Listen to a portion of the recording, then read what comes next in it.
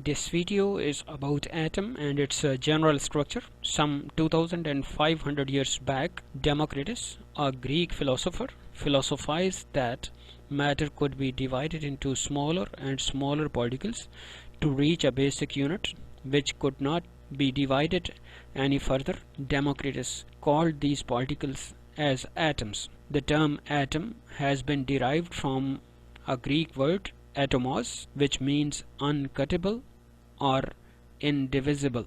Indivisible means which cannot be further subdivided. For example, if we have an object, say an apple, with us, and we keep cutting it again and again, we are left with a smallest particle which no more be further cut. That kind of particle was named by Democritus as an atom. Atom is actually unimaginably small particle of matter. It is obvious from this statistical data. For example, nearly 2 million atoms accommodate in a full stop or period. Atomic diameters are found in the range of 6.0 times 10 to the raised power minus 11 meter to 5.2 times 10 to the raised power minus 10 meter. Masses of atoms range from 1.68 times 10 to the raised power minus 24 gram to 4.5 times 10 to the raised power minus 22 grams, very tiny. Similarly, 99.94% of atom's mass is concentrated at its center, which is now called as the nucleus of atom. Nearly this much percentage of atom is empty, that is vacuum. So this data indicates that atom is unimaginably small particle. Being extremely small particle, atom cannot be seen with naked eye or with the compound or light microscope. However, uninterrupted image of an atom can be visualized with the help of a scanning tunneling microscope, that is STM. Atom is actually the building unit of all matter and is defined as the smallest particle of matter which may or may not exist independently or freely in nature or universe and takes part in a chemical reaction as unit. As unit means in whole numbers. It means that atoms cannot participate in chemical reactions in fraction. Atoms of some elements exist freely in nature, that is they remain uncombined, or they tend to remain uncombined because of their complete valence shells. For example, atoms of noble gases such as helium, neon, argon, krypton, xenon and radon exist freely in nature and they tend to remain uncombined with other atoms, whereas the atoms of rest of the elements, they tend to chemically glue up with the atoms of same kind or of other elements. Atom is not the ultimate smallest particle of matter because atoms, they are composed of more than 100 subatomic particles. It has been revealed by the modern study that atom can be broken down into further smaller particles which are called subatomic particles, and some of the subatomic particles have been listed here: proton, neutron, electron, positron, neutrino, antineutrino, muon, boson, kaon, gluon, hypron, muon neutrino, etc. Now protons, neutrons and electrons, they are the all-time present particles of atoms, hence they are said to be the fundamental atomic particles or basic atomic particles. Proton carries positive charge, whereas neutron is electrically neutral and electron carries negative charge. Since protons and neutrons, they are found in the nucleus of an atom always, therefore they are collectively called as nucleons. They are collectively called as nucleons. Here is the figure of a general atom. This is the central portion of atom, which is called nucleus, which is called nucleus of atom, which is called nucleus of atom.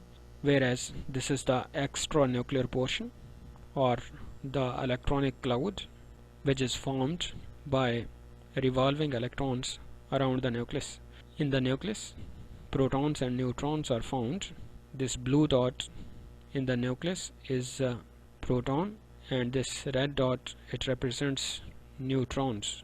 Since atoms are very small particles, therefore their nuclei are also extremely small, such that the diameters of atomic nuclei range from 1.75 femto to 15 femtometer, and 1 femtometer equals 10 to the raised power minus 15 meter.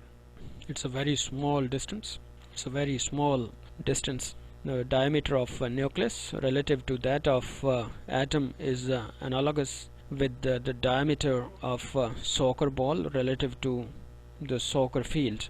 Number of scientists put forth their theories to understand the structure of atom.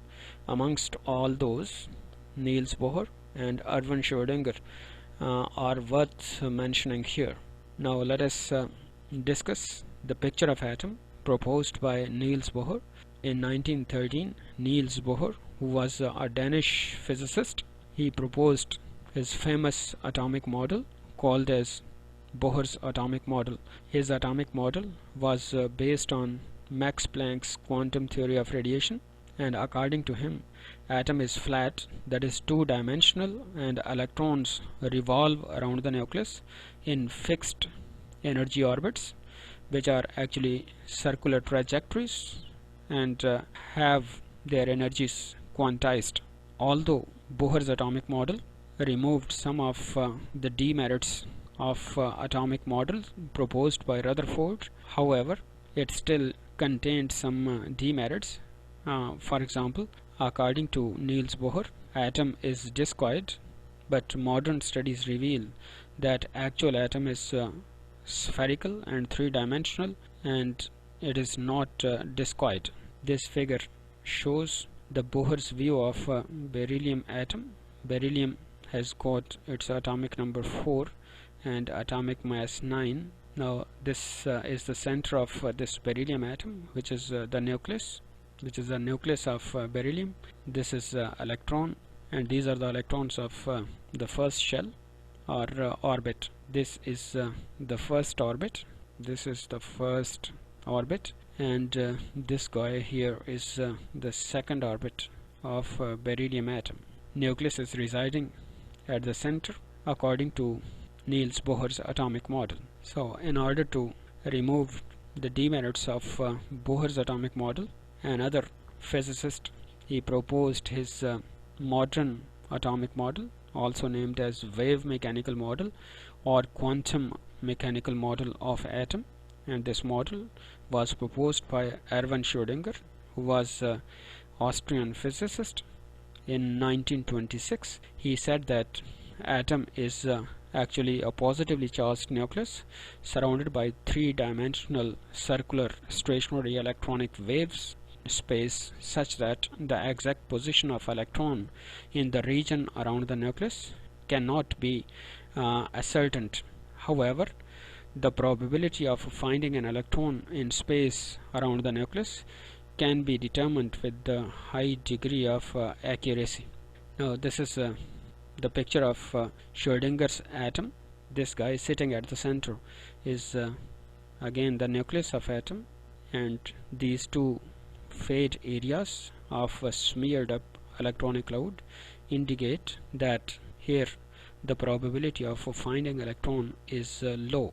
That is, low probability of finding an electron, whereas this denser region around the nucleus indicates that here the probability of finding an electron is maximum or high, and this region of space where the probability of finding an electron is high, this region was named as orbital by Erwin Schrödinger. Do not confuse orbital with orbit. They are entirely different things. So this is the region where probability of finding an electron is high. High probability of finding an electron. Now this figure indicates that how electron revolving around the nucleus in all the possible planes form the standing circular electronic waves. This purple dot in the center, it indicates a nucleus of an atom.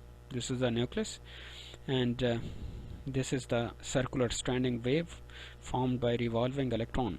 This is a circular standing or stationary electronic waves. Such kind of waves, they extend three-dimensionally in space around the nucleus in all the possible planes, because of which the electronic cloud is formed, and electronic cloud thus appears smeared up around the nucleus. Since electron travels around the nucleus nearly at 99.999% of the speed of light, and thus forms electronic cloud that remains smeared around the nucleus three-dimensionally, along with describing the circular and elliptical orbits around the nucleus. An electron can revolve in any possible plane in space under the influence of nuclear attraction. If you liked the video, please do subscribe my channel and hit the bell icon so that upcoming video lecture on chemistry might not be missed. Sharing is requested too. Thanks for watching.